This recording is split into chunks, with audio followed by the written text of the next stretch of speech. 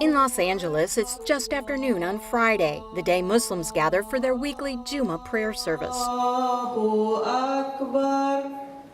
But as the traditional call to prayer echoes, something very non-traditional is taking place. It's being given by a woman. This is the Women's Mosque of America, believed to be the first female-only mosque in the U.S. Here, women have all the leadership roles of the service and make up the entire congregation. A woman's relationship to Islam is different than a man's relationship to Islam, and to have the space to talk about that and just have a space to be in that together, I think it's like revolutionary. This hasn't happened before. American Muslim women say they can feel marginalized at worship services in traditional mosques. Only men are allowed to lead the prayers and preach the sermons. Women are usually seated in separate areas, often away from the main part of the sanctuary. It's often either to the side or small, not well ventilated, maybe visual access to the imam is not very good. In the United States, the mosque has been I'm just going to say not an optimal space for Muslim women. Professor Ruqayya Khan is chair of the master's program in Islamic Studies at Claremont Graduate University. She says many U.S. mosques are still organized around the centuries-old cultural traditions of the immigrants who established them. Generally, the mosque has been a male space, a gendered male. It wasn't that women weren't allowed to go to the mosque, but they weren't encouraged to go. For some women, this has created a barrier to practicing their faith. I didn't always feel comfortable because of the atmosphere being very much male-driven, and the community involvement is very much limited. As several prominent Muslim women in Los Angeles discussed the problem, the idea emerged of creating a mosque exclusively for women. There are a few similar mosques in other parts of the world. The Women's Mosque of America launched earlier this year. Muslim activist Adina Lekovich is on the board. Ultimately, the goal is to empower women with the message of the Quran and to increase their Quranic literacy so that they can go back and serve their co-ed mosques. The Women's Mosque holds its Jummah prayers at the Pico Union Project, an interfaith space that was founded as a synagogue. The female-only Jummah services take place once a month and follow a traditional format, starting with the call to prayer. I've never even thought that a woman could give it.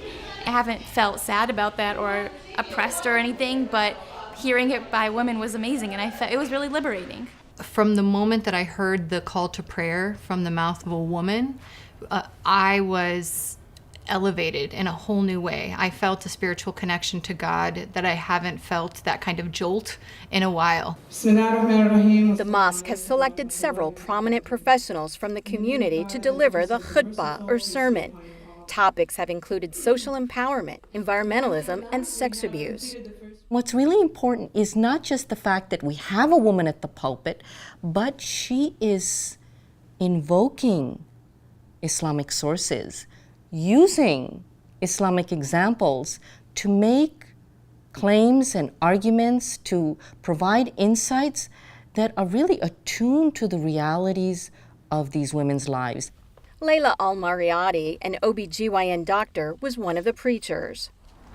Every one of us reads the text through a different lens, from the perspective of where we are in our personal lives, historically, and women read the Quran differently than men do, and the verses will appeal to us in different ways.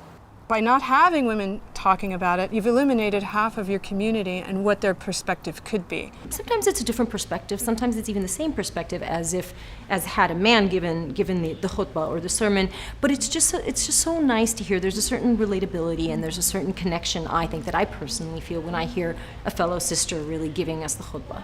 After the service, there's a time where the women can discuss their reflections about the sermon or share their own experiences, something that likely would not happen in a co-ed setting.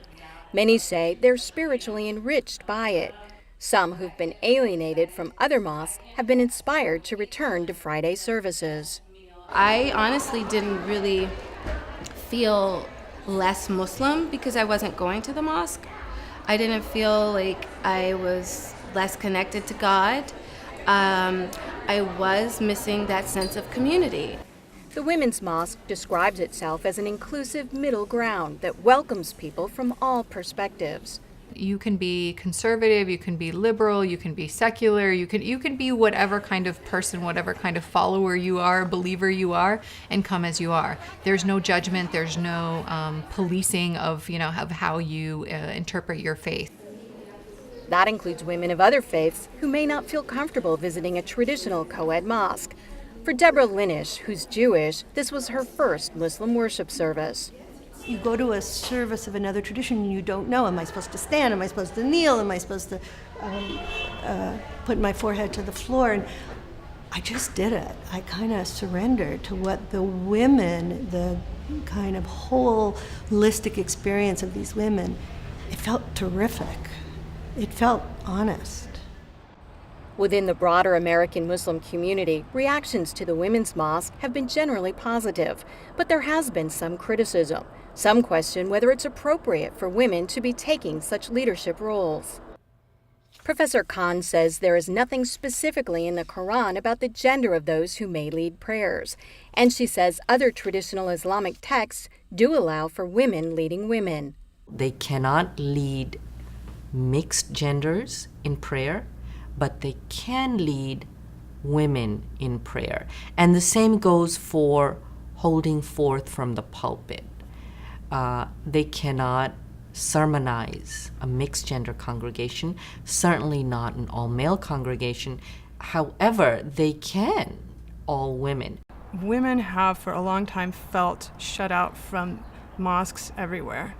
And so instead of trying to argue against whether this women's mosque should exist or not, they should really be looking at their own communities and wondering how they can make them a more welcoming place for everyone.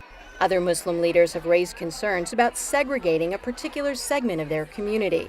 They worry that other groups could break away or that women could be encouraged to abandon local mosques altogether. Leaders of the Women's Mosque say it's just the opposite.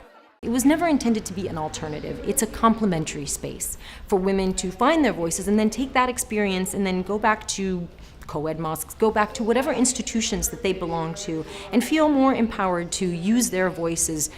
Khan admits she too is troubled by the notion of a segregated mosque, but she also believes this could have a significant impact on the larger Islamic community. What's really amazingly powerful is the reach beyond the physical space through the use of social media. So they've got Facebook, they've got Twitter, they've got YouTube. Lekovich sees the Women's Mosque as a continuation of the legacy of Muslim women. If we go back to the Quran, then it's our responsibility to step up. Instead of waiting for permission, we have to step outside of our comfort zone and take on new responsibilities that might be unfamiliar, uncomfortable, even might challenge the norms, but that's good for us and good for the community and good for our relationship with God in the process. And she says it's their responsibility to pass that legacy on to the next generation. When I think today about my own daughter and that a women's mosque is just going to be normal in her life and in her vocabulary, that to me is overwhelming. And I think that that's really a testament to where we're at as a community and as a faith today. I'm Kim Lawton in Los Angeles. Yeah, exactly. But so how would you stay on top of it?